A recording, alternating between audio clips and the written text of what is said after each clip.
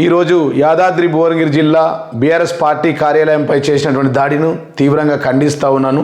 ఇది కాంగ్రెస్ దురంకారానికి పరాకాష్ట అని చెప్పి సందర్భంగా తెలియజేస్తూ ఉన్నాను.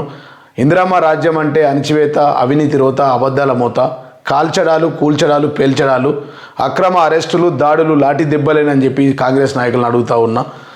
మరి గతంలో మేము అధికారంలో ఉన్నప్పుడు 10 సంవత్సరాల్లో కనుక మేము ఈ తరహా దాడులు చేస్తే 33 జిల్లాలో మీ కాంగ్రెస్ ఆఫీసులు కానీ ఈ గాంధీ భవన్ ఈ రాష్ట్రంలో ఉండేదని చెప్పి నేను కాంగ్రెస్ నాయకులను ప్రశ్నిస్తూ ఉన్నా. కాబట్టి ఇకనైనా మీ తీరు మార్చుకోండి.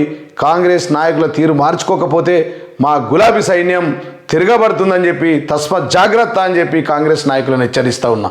ఎవరైతే ఇవాళ దాడి చేసినటువంటి కాంగ్రెస్ నాయకులు కాంగ్రెస్ గుండాలు ఎవరైతే ఉన్నారో వారిపైన వెంటనే చర్యలు తీసుకోవాలి. ఈ రాష్ట్ర డీజీపీ క్రిమినల్ కేసులు బుక్ చేయాలి. యాదాద్రి భువనగిరి జిల్లా ఎస్పీ వెంటనే చర్యలు తీసుకోవాలి. తీసుకోకపోతే మీ తీరు మారకపోతే మా గులాబీ సైన్యం తిరగబడుతుందని చెప్పి ఈ సందర్భంగా నేను కాంగ్రెస్ గుండాలను హెచ్చరిస్తున్నా అని చెప్పి సందర్భంగా తెలియజేస్తూ ఉన్నా. జై తెలంగాణ, జై కేసీఆర్. కేసీఆర్ నాయకత్వం వర్ధిల్లాలి.